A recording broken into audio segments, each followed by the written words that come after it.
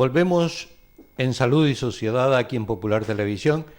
Estamos en la Clínica Montpía, en la unidad de reconocimiento, y el doctor Javier Sáenz nos ha estado explicando en qué consisten y qué incluyen los reconocimientos. Ahora el doctor Tomás de Vega nos va a explicar qué le haces aquí, qué son todos estos aparatos con los que estamos. Hola, buenas tardes, Raúl, buenas tardes a todos. Bueno, pues vamos a seguir el circuito un poco, o a comentar el circuito que sigue una persona cuando viene a Clínica Montpía y se hace un reconocimiento médico, ¿no? Ya os ha contado antes el doctor Sáenz que hay diversas modalidades de reconocimientos en función de la edad de las personas, en función de las expectativas, del perfil clínico que tienen, pero básicamente el circuito es muy similar para todos, ¿no? Entonces, hay una fase previa en la que, mediante contacto telefónico, la persona nos indica pues la edad, un poco por encima la situación clínica en la que se encuentra, qué es lo que quiere recibir, si es un deportista, si es una persona mayor, que le ocurre determinadas cosas y tal, ¿no? Entonces, una persona de la unidad, exactamente la doctora Santiuste, pues mediante contacto telefónico, le aconseja sobre cuál es el reconocimiento más adecuado a su situación. Entonces, normalmente cuando viene, ya viene dirigido a hacer un reconocimiento de las 4 modalidades que nosotros tenemos, ¿no? Entonces, se le recibe en admisión, en la entrada de la clínica, se registran los datos administrativos, etcétera, y hay una persona, un auxiliar del hospital, que le va a acompañar durante toda la mañana o durante todo el tiempo que él se encuentre en la clínica. Se le asigna una habitación del hospital, entonces tiene todas las comodidades de estar hospitalizado, con su atención de café, de comidas, de zumos, etcétera, etcétera, todo lo que necesite durante su estancia en el hospital. Entonces, en primer lugar, se le trae aquí a la unidad, a la consulta de reconocimientos médicos, que es el lugar donde nos encontramos ahora, y para ir ganando tiempo, lo primero que hacemos es hacer una extracción de sangre. Allí tenemos, luego, si es posible, nos acercamos y lo vemos, pero allí sube una enfermera del hospital y se le hace una extracción de sangre donde vamos a realizar pues, las determinaciones analíticas que tenemos estipuladas para cada uno de los reconocimientos, que es una analítica muy, muy completa, donde hay un perfil lipídico, primero un hemograma, una velocidad de sedimentación, una proteína C reactiva, un perfil de lípidos, una valoración de la glucosa, de la función renal, de la función hepática, de las hormonas tiroideas, de la vitamina D, de un proteinograma, determinados marcadores tumorales cuando nos parece importante contar con ello, analítica de orina y, si hace falta, serología de VIH, hacemos también por definición, y cuando hace falta, pues si hace falta alguna analítica más específica, mediante esa determinación, esa extracción de sangre, en ese momento o más adelante, cuando se haga la historia clínica, pues añadimos la determinación analítica que consideremos oportuna y adecuada, ¿no? Entonces, se empieza con la extracción de sangre y esas muestras se van procesando en el laboratorio. El hecho de que estemos en un hospital nos permite esta versatilidad y esta disponibilidad de pruebas y de contar con los servicios centrales del hospital, ¿no? Tenemos el laboratorio a nuestro servicio, a nuestra utilidad, ¿no? Entonces, en primer lugar, en la otra parte de la consulta, pues hay un médico que hace una primera valoración clínica y determina si además de... pues hace una historia clínica, entonces recoge sus antecedentes personales, sus antecedentes familiares, el motivo de consulta en la unidad y hace un repaso de toda lo que llamamos la anamnesis por aparatos, de cuál es su estado de salud, con un detalle y un nivel de minuciosidad pues muy, muy importante. Y hace una primera valoración, una exploración física. Entonces, dependiendo de los primeros hallazgos que nos encontramos ahí, si la persona, como os comentaba el doctor Sáenz antes, si la persona, además del protocolo que tenemos establecido de pruebas complementarias, dice, pues es que además de todo esto yo tengo un dolor en la rodilla o tengo un dolor en el hombro, bueno, pues él hace una exploración del hombro y, si es necesario, cuando va a rayos, se añade la realización de pruebas específicas para valorar qué es lo que le está ocurriendo con su rodilla, con su espalda, espalda, con su hombro, etcétera, etcétera, ¿no? Entonces, una primera valoración clínica inicial y a partir de ahí se le acompaña, la auxiliar la acompaña y le bajamos a los servicios centrales, ¿no? Entonces va al servicio de radiodiagnóstico y allí el personal sanitario, el personal de enfermería, los médicos del servicio de radiodiagnóstico, pues le hacen las pruebas complementarias que correspondan al reconocimiento, a la variedad de chequeo que estamos haciendo, ¿no? A todos se les hace una valoración completa, pero en algunos casos empezamos por un escáner, se hace un TAC completo, un TAC corporal, cérvico, tóraco, abdominal, pélvico también, y con eso prácticamente tienes una valoración de imagen de todo su estado, de toda su situación corporal.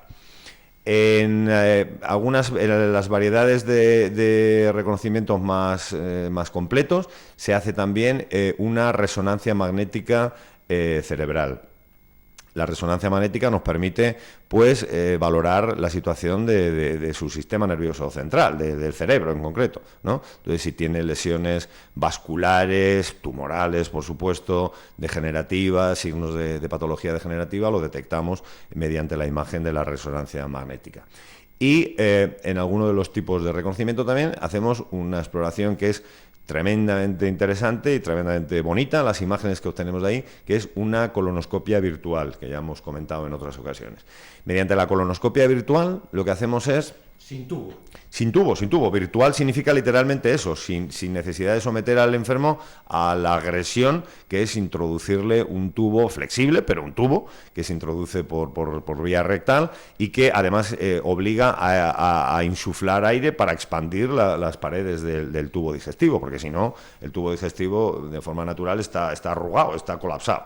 Entonces, mediante el escáner, mediante la tecnología de TAC, de tomografía axial computerizada, y utilizando las nuevas tecnologías, somos capaces de simular que estamos realmente metidos dentro del intestino y tenemos la capacidad de ver con absoluta nitidez y con absoluta perfección si existe algún pólipo, algún divertículo, alguna tumoración, alguna lesión vascular o en la mucosa, en las paredes del intestino, sin necesidad de la incomodidad y los riesgos que supone una colonoscopia real, una colonoscopia con tubo, porque una colonoscopia es una medida agresiva, entonces hay un porcentaje, uno de cada X mil personas, en los que puede sufrir una perforación, mientras que una perforación del colon, que obligaría en algunos casos incluso a un tratamiento quirúrgico. Mediante la colonoscopia virtual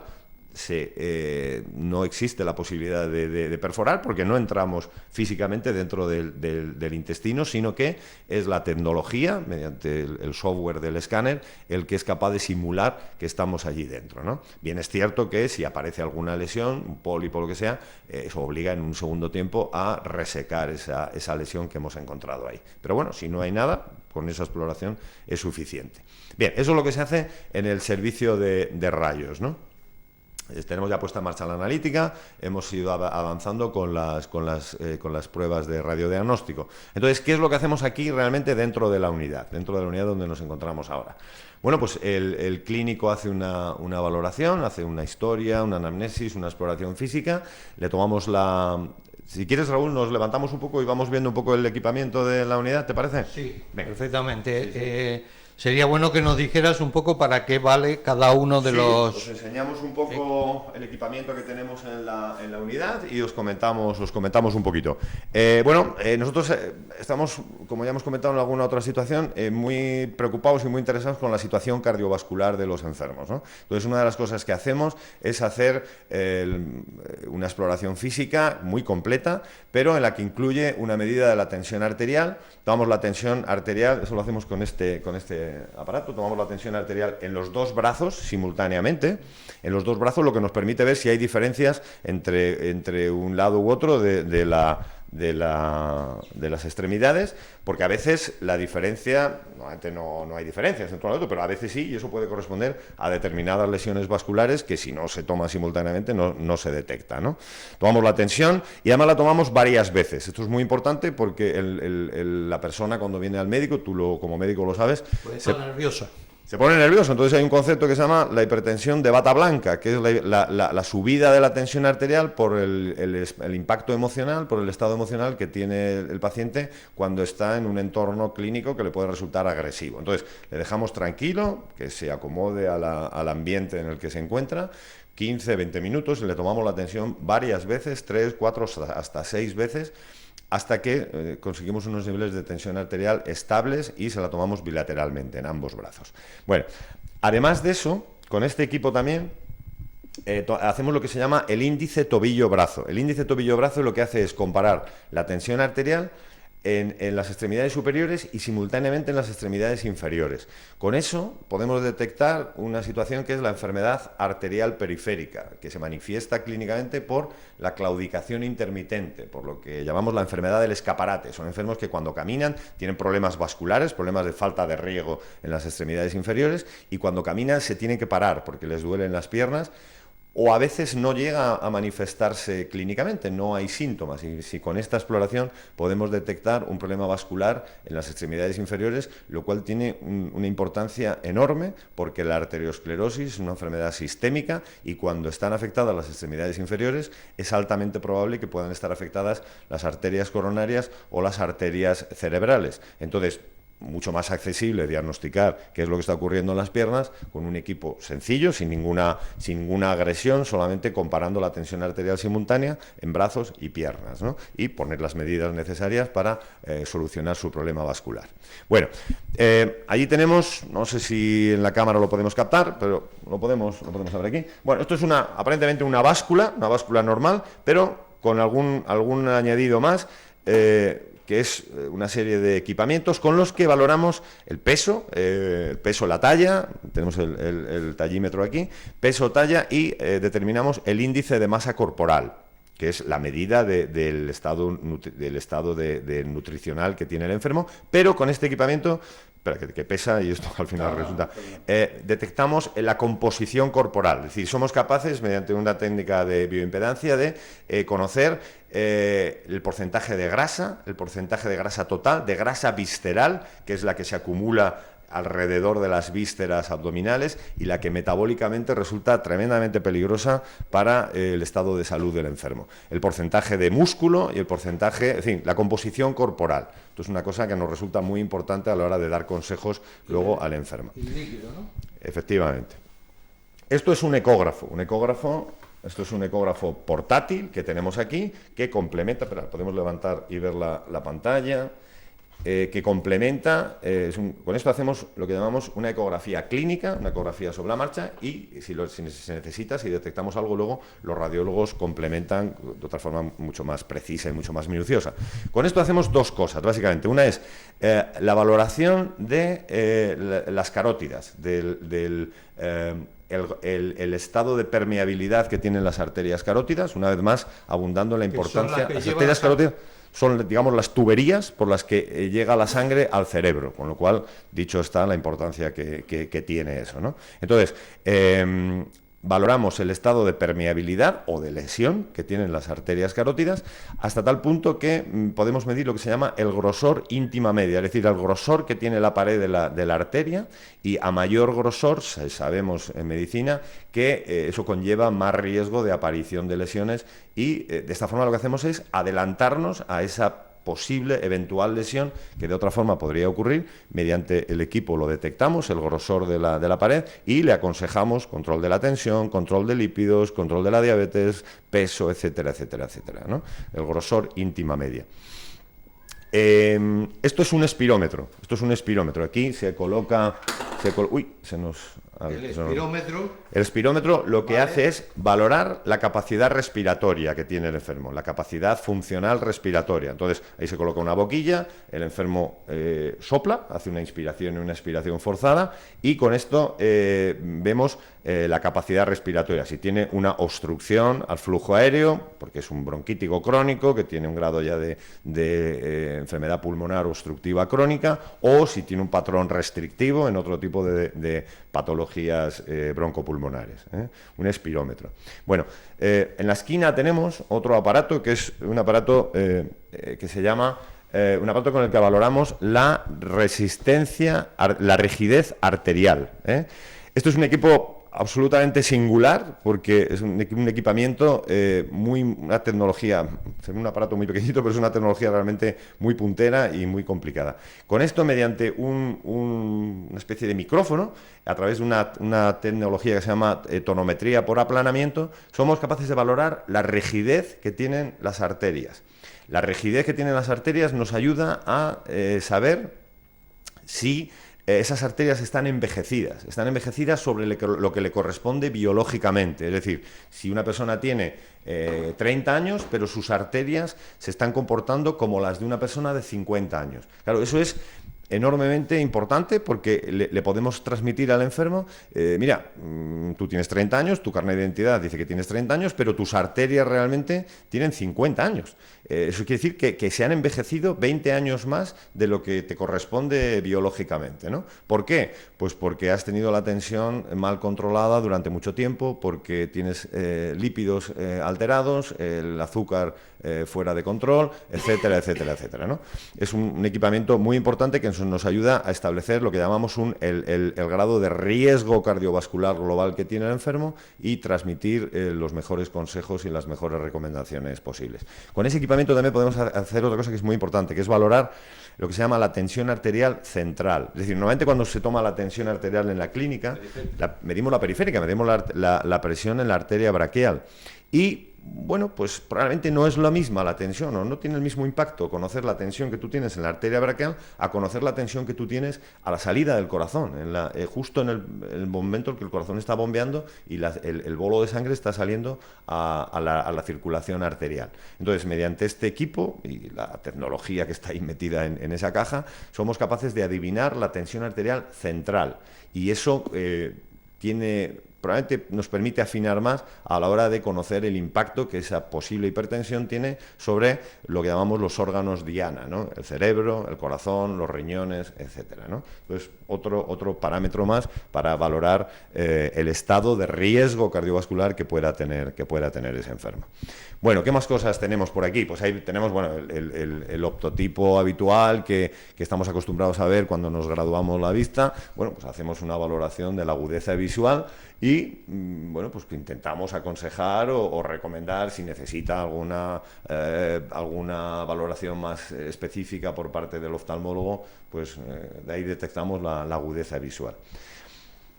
Este otro equipo es un equipo para hacer audiometrías. La audiometría lo que nos permite es ver la capacidad auditiva que tiene el enfermo. Aquí se ponen los cascos y queda aislado del ruido que pueda haber ambiental, y con la audiometría emitimos unos sonidos por ahí, unas determinadas frecuencias, y valoramos la capacidad auditiva que se tiene con un oído y con otro de forma diferenciada.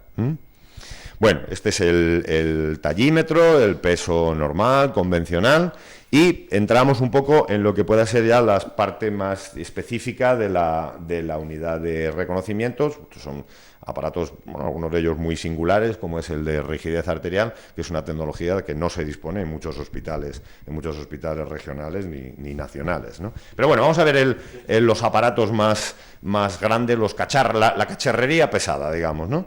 Esto es un tapiz rodante. Un tapiz rodante es donde realizamos las pruebas de esfuerzo a los enfermos para valorar la posibilidad, el riesgo que tengan de padecer una cardiopatía isquémica, ya sea una cardiopatía isquémica clínica, es decir, que le ha producido dolor, le ha producido una angina de pecho, por tanto, está en riesgo de poder llegar a sufrir un infarto de miocardio, una arritmia grave o algún otro evento cardiovascular importante.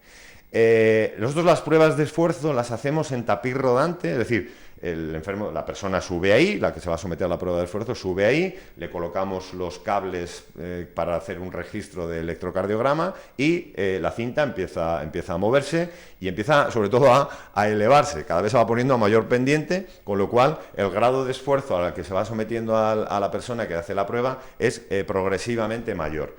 Lo hacemos en tapiz, hay diversas formas de hacer las pruebas de esfuerzo, se pueden hacer corriendo, y se pueden hacer en cicloergómetro, es decir, se pueden hacer en bicicleta. Hay a veces que nos vienen personas, sobre todo deportistas, que hacen ciclismo, por ejemplo, y dicen, no, yo prefiero en ciclo. Bueno, nosotros lo hacemos en tapiz rodante porque somos médicos clínicos y hacemos medicina clínica, y lo que a día de hoy está más estandarizado como prueba de esfuerzo es realizada en tapiz rodante, es decir, corriendo, y siguiendo un protocolo que se denomina así, protocolo de Bruce. Entonces, mediante el protocolo de Bruce están establecidos los estadios de esfuerzo, hasta dónde conseguir la frecuencia cardíaca máxima, y por tanto ver si al someterte a esfuerzo o hay anomalías clínicas, es decir, el enfermo se marea, se altera la respuesta de la tensión arterial, o tiene dolor, o tiene palpitaciones, o tiene algún síntoma de alarma que el médico, el cardiólogo que lo hace, está registrando simultáneamente en el electrocardiograma y está captando si hay alguna anomalía. Entonces, protocolo de Bruce para la prueba de esfuerzo, para detectar cardiopatía isquémica silente o graduar el riesgo que tiene de sufrir, ya digo, problemas coronarios, problemas cardíacos graves. Bien, otra cosa.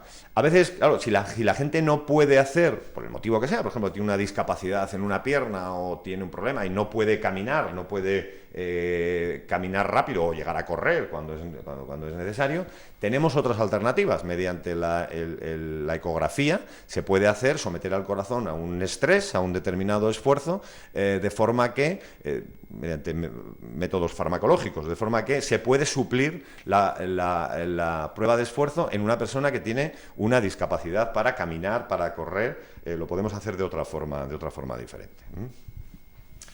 Y el último, bueno, este es el electrocardiograma normal, el electrocardiograma de reposo, en el que, de forma normal, pues se hace un electro en el que se registran, bueno, pues las 12 derivaciones, en fin, un electrocardiograma normal para valorar la existencia de arritmias, de alteraciones en la conducción, en fin, son cosas técnicas, pero para hacer una valoración inicial que luego se complementa, como veis, o bien con la prueba de esfuerzo, o bien con probablemente una de las pruebas más importantes a la hora de hacer un reconocimiento médico y una valoración clínica completa y minuciosa, que es el ecocardiograma.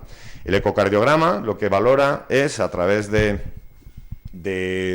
a ver cómo explicaré yo, de la tecnología de ultrasonidos, lo que hace es, a través de la pared, hacemos un ecocardiograma transtorácico, es decir, no es agresivo para el enfermo, no le supone ningún esfuerzo y ningún problema, y lo que hacemos es valorar el estado de salud del corazón. Valoramos la contractilidad, es decir, el corazón no deja de ser un motor, una bomba, entonces tiene una capacidad contráctil, una capacidad de bombear sangre, ¿no? Entonces, valoramos la capacidad que tiene para contraerse, para relajarse, que es otra cosa muy importante, la función diastólica, el grosor de las paredes del corazón, el mayor o menor grosor o debilidad que puedan tener, el que las paredes se muevan de forma homogénea, que no haya algunas zonas que se mueven de forma alterada, lo cual muchas veces traduce un problema de cardiopatía isquémica, y el estado de las válvulas cardíacas. Todas esas cosas las detectamos o las registramos a través de un ecocardiograma transtorácico. Este es un equipamiento de muy alta gama en el que, bueno, pues se toman unas imágenes magníficas, y nuestros compañeros cardiólogos, además, que son tremendamente expertos en imagen, son capaces de obtener datos absolutamente fidedignos e importantes para una buena valoración clínica. Muchas veces el deportista o la persona cree que lo importante es la prueba de esfuerzo y lo que le va a detectar una alteración cardíaca. La prueba de esfuerzo detecta arritmia, detecta cardiopatía isquémica en relación con el esfuerzo, pero lo que realmente te está diciendo que el estado de salud del corazón es bueno es el ecocardiograma. Pues, Tomás, nos has explicado muy bien todo lo que tenéis por aquí, y me gustaría que, ahora que ya acabamos el reconocimiento, ¿qué le dices? Bueno, pues con toda la información que hemos obtenido con todas estas pruebas complementarias, lo que hacemos es, nos sentamos en la mesa y en el despacho. Nosotros elaboramos un informe clínico completo, un informe clínico documentado, donde además le aportamos al enfermo todas las imágenes en el soporte CD o en papel en algunos casos, y esas pruebas están a disposición del enfermo para que luego él haga la utilización que considere adecuado. Y nosotros lo que hacemos al final es, en ese informe, emitimos un diagnóstico y emitimos un pronóstico, es decir, el diagnóstico, pues estás sanote, estás bien, no ha pasado nada, o hemos detectado esto, esto y esto, y al final lo que hacemos es establecer un pronóstico y unas recomendaciones. Porque al final de lo que se trata a la hora de hacer un reconocimiento médico es un chequeo, no es prohibir, cuando te hemos visto que tienes no sé qué problema en el corazón o en las arterias carótidas o en la arteria aorta, no puedes hacer nada, quédate en el sofá tranquilamente. Pues no. Establecemos una serie de recomendaciones. Bueno, pues hay que controlar la tensión arterial, los lípidos, el peso, la dieta, etcétera, etcétera, etcétera, etcétera, y de alguna forma nosotros incluso te aconsejamos o te ayudamos a cómo se puede conseguir eso. Al final lo que se trata es de ayudar a la gente a mejorar su estado de salud.